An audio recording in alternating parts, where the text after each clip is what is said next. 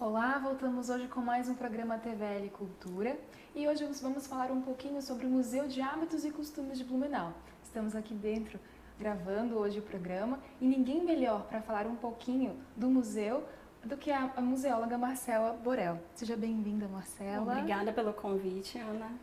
Bom, e me conta um pouquinho sobre o que compõe o acervo do museu. O acervo do Museu de Hábitos e Costumes ele é composto por objetos que eram utilizados em determinadas décadas inseridos na sociedade aqui da cidade de Blumenau. Ele é composto por roupas, indumentárias, acessórios, bordados, brinquedos, tudo relacionado ao universo dos hábitos e costumes do período desde a década de 30 à década de 70. Bom, e como tu mesmo falou sobre os hábitos e costumes do blumenauense. Então, quais são esses hábitos e costumes que estão retratados aqui no museu? No Museu de Hábitos e Costumes, ele vem retratar um pouco dos hábitos divididos por temáticas. São 12 temáticas que são apresentadas, que o público poderá conhecer, como o bordado da década de 30, que se existia as escolas para as moças aqui na região de Blumenau, e que todas as mulheres deveriam, para ser uma grande mulher, para se casar, teriam que saber costurar, bordar.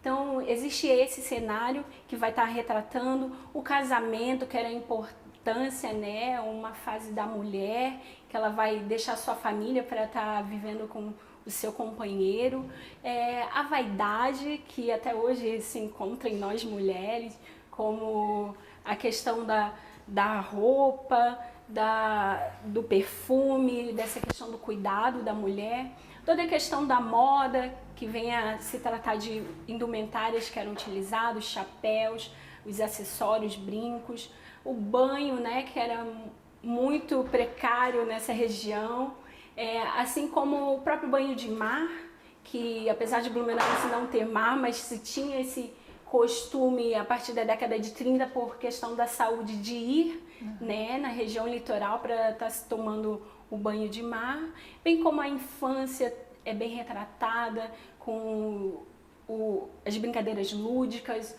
os brinquedos que eram utilizados nessa infância e o seu dormir, né? A roupa, todo aquele ritual que se tinha para dormir, né? Colocar a touquinha, a roupa de linho branca e as camas que também o imigrante se tinha um costume também de dormir em camas menores. Bom, a moda então é uma coisa que a gente consegue ver bem aqui dentro do museu. Sim, ele é bem expressivo aqui dentro do museu. Então são chapéus que também retratavam um pouco da sociedade, né? O tipo de chapéu, o período que o chapéu era utilizado, né? Essas pessoas tinham, assim, mostravam um pouco também até da sua classe social com relação aos tipos de chapéus, os leques, né? As roupas que são roupas mais de classe média, né? Que era o costume, né? As pessoas utilizadas até a questão do interior, do balde de madeira que era utilizado para pegar água. Então, um pouco de cada classe é retratada aqui no interior do museu. Se algum estudante ou pesquisador, até as pessoas que fazem faculdade de moda, quiserem vir aqui para o museu, eles recebem essa assessoria de pesquisa? Quando é um grupo maior, né, ficam todos convidados a estarem visitando individualmente e coletivamente. Já em grupo maior teria que fazer um agendamento. Inclusive a gente tem um programa que é o Museu à Noite, onde a gente recebe grupos de extensão, de graduação, de pesquisa, uma vez por mês no interior do museu, onde se é trabalhado essa questão da técnica, o espaço interno, como é que é o procedimento no interior do museu, tanto na exposição quanto o trabalho interno da equipe. Atualmente a gente recebia no ano passado, foi bastante o público relacionado à pedagogia, à história, moda, muitos estudantes de modas noturno da FURB, da Uniaselv, de Jaraguá, a gente chegou a receber grupos e é trabalhado toda essa questão voltada para a pesquisa de indumentária, né? Como é que essa indumentária era modificada através dos acontecimentos históricos. E isso é explicitado nessas visitas noturnas. E se o estudante ou o pesquisador quiser fotografar aqui dentro do museu, ele pode? A fim de pesquisa, ele pode estar sendo utilizado flash.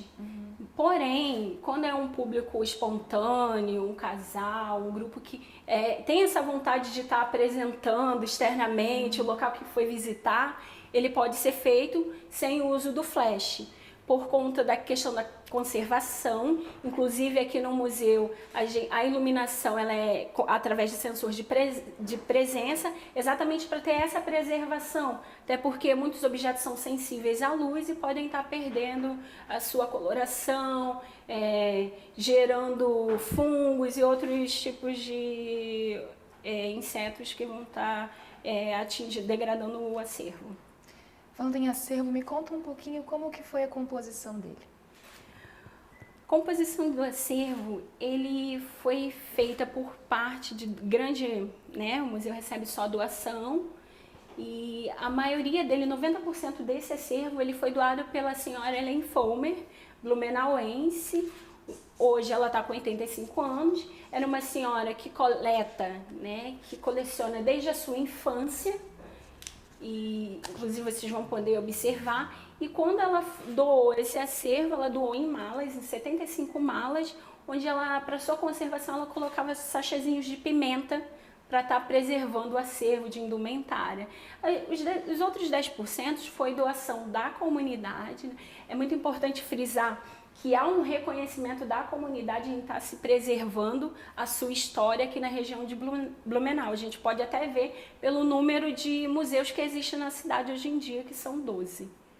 Isso, sabe me dizer se ela pensava desde o início em fazer essa coleção, justamente pensando em fazer uma doação ou uma venda futura?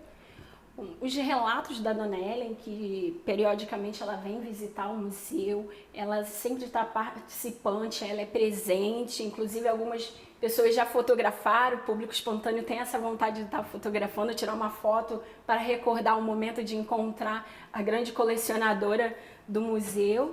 E ela, com os relatos, ela fala que desde a infância dela, ela tinha uma vontade de ter um museu, de construir, né, preservar, de ter esses objetos expostos para as pessoas estarem conhecendo. Bom, quem vem aqui visitar o museu vê que ele está num prédio bem antigo já, né? Tu sabes me contar um pouquinho da história desse prédio, o que ele era antes de abrigar o museu? Bom, esse prédio aqui, ele, até a própria localização dele, né, ele foi construído em 1898 para sediar uma casa de comércio. Era comum, né, porque aqui é uma região de porto, era a região do porto da cidade de Blumenau, e em construir grandes casarões. O térreo era a casa de comércio e o primeiro andar era a residência da família. O primeiro morador foi o Gustavo Salinger, ele que fazia toda essa rota de exportação e importação, se vendia. E na década de 30, com o falecimento da família, foi vendido, né? Foi sede de um banco, inclusive no Museu da Família do Hábitos e Costumes, quem for visitar vai encontrar o cofre. Ele é original, inclusive o seu piso foi mantido. É a sala do colecionismo, onde se trata exatamente sobre coleções. E no final, já na década de 20, 21, no ano de 2000, 2007, sediou também, mais uma vez, uma casa de comércio, que foi o Casarão dos Cristais, onde era uma cristaleira, as pessoas podiam comprar.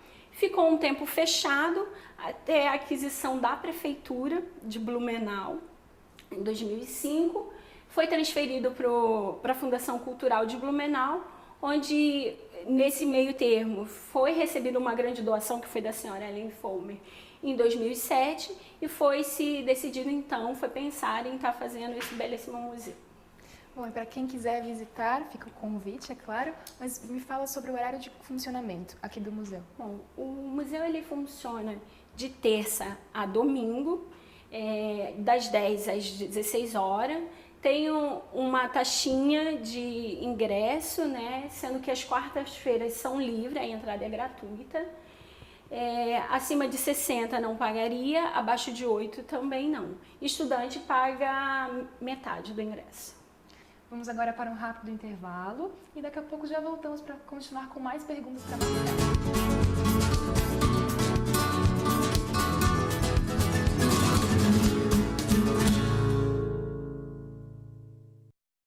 Boa noite. Boa noite. A floresta amazônica sofre com o desmatamento. Mas desmatar não é só cortar árvores. Tem também o problema das queimadas. E é isso que o nosso repórter Tino Rex vai mostrar ao vivo da Amazônia. Obrigado, Estegossauro. A situação...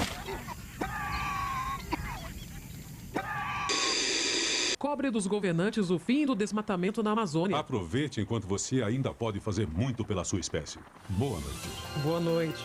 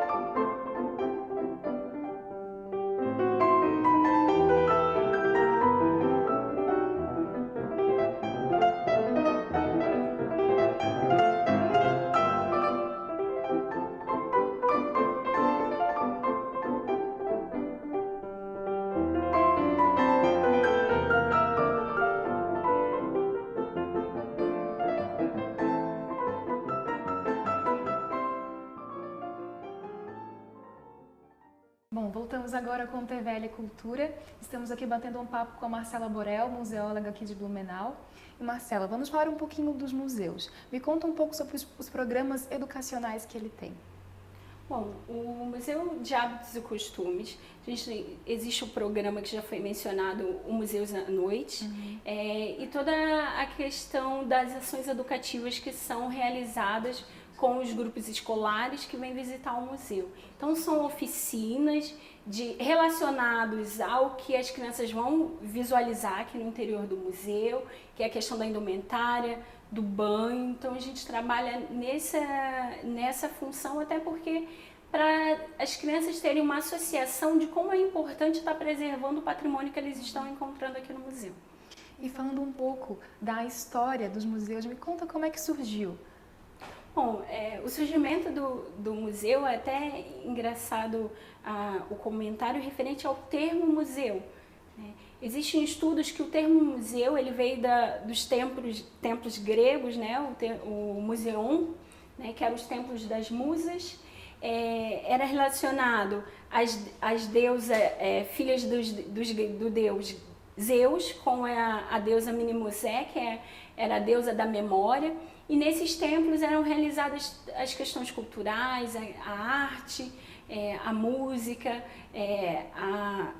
o incentivo à leitura. E a partir desse termo se foi estudado as grandes bibliotecas de Alexandria no final do século a.C., assim como a formação, né, dos primeiros museus que hoje, como a gente tem visitado, veio a partir do Ashley Museum, né, no final do século XVII, que era para grandes pesquisadores, os gabinetes de curiosidades, que também foram de grandes colecionadores. Engraçado que os acervos dos museus eles acabam surgindo por pessoas que tiveram essa curiosidade de estar preservando algo que seria considerado incomum. A partir disso que foi a questão da coletagem de objetos e formando essa coleção, passando para o público, e no final do século XIX, com as grandes revoluções francesas, que teve assim então um museu aberto a público em geral, né?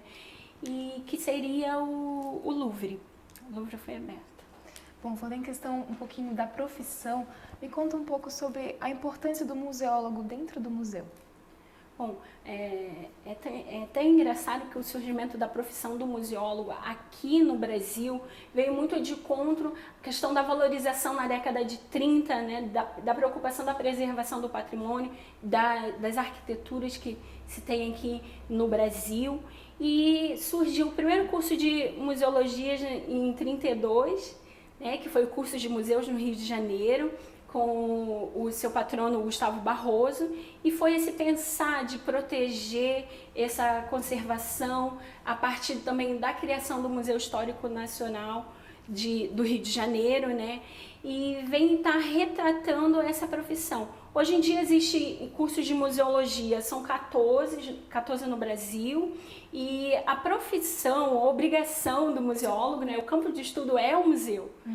Apesar dele estar estudando toda a questão do patrimônio, a preservação, a interação desse acervo com o homem, né, o que isso vai influenciar no homem, o que ele representa, bem como tanto o objeto físico como o imaterial, né, o sabor, o costume, que é o que a gente retrata aqui no Museu de Hábitos e Costumes. E então a gente acaba estudando. É muito importante ter um profissional, assim como outras áreas, porque não só de museu vive o museólogo, mas é um profissional que obrigatoriamente deveria ter em cada museu. Hoje em dia existe uma legislação referente a isso, é uma legislação federal do Estatuto Brasileiro de Museus, o IBRAM, que é uma autarquia federal, que é a Lei 11.906, que vem estar adotando essa legislação. É importante ter um profissional da área, que é ele que vai estar gerando, né, fazendo uma gestão referente aos museus. Bom, o papel importante do museu é ter a preservação dos objetos. Me fala um pouquinho do principal, assim, como manter a preservação dos objetos dentro do museu.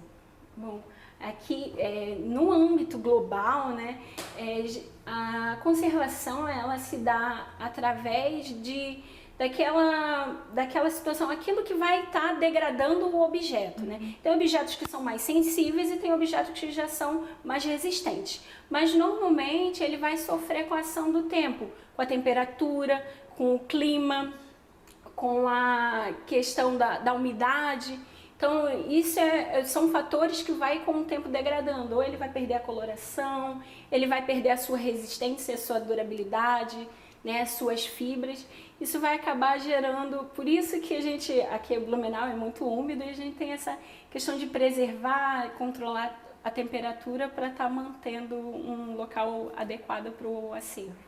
Bom, o museu também tem um papel muito importante na sociedade, em aceitação de todos os blumenauenses, todos os cidadãos. O museu tem algum projeto de acessibilidade para deficientes físicos, enfim? Bom, o museu ele está adaptado, ele tem uma plataforma para pessoas com mobilidade reduzida, né, sendo elas cadeirantes ou com alguma dificuldade para locomoção, para ter acesso ao primeiro andar do prédio. O museu também tem um programa muito interessante que é o catálogo tátil. O catálogo tátil ele foi realizado para pessoas com deficiências visuais poderem estar conhecendo o acervo, porque não se pode tocar no acervo, né, por conta de toda essa questão da preservação, do contato, né, o que nossas mãos podem estar transmitindo para esse objeto, assim, bem como esse objeto pode estar transmitindo para a gente com relação à saúde. Então a gente fez um catálogo, ele é totalmente tátil, ele é artesanal, foi desenvolvido pela equipe do museu em 2011 e ele é utilizado para os cegos estarem conhecendo um pouco do acervo. Bom, então quem quiser visitar aqui o Museu de Hábitos e Costumes, fala um pouco do endereço. Bom, o Museu de Hábitos e Costumes ele está localizado na rua 15 de novembro, no início da rua 15, e a entrada dele é pela rua Alvin Scharader. Então tá, nós agradecemos à Fundação Cultural, agradece a sua presença, assim como a TVL Cultura. Bom, eu que agradeço o convite, agradeço o pessoal e vou aproveitar e reiterar meu convite para estarem visitando as instituições aqui da Fundação Cultural de Blumenau. Aqui no Centro Histórico a gente tem 4 museus e o mausoléu Dr. Blumenau para se conhecer e também reitero o convite para conhecer os demais museus daqui da cidade que são bem importantes, cada um na sua especificidade. TVL Cultura fica por aqui. A nossa próxima edição será o Parque da Leitura, que visa a formação de leitores, e também traremos a coordenadora do projeto para bater um bate-papo com ela. Muito obrigada.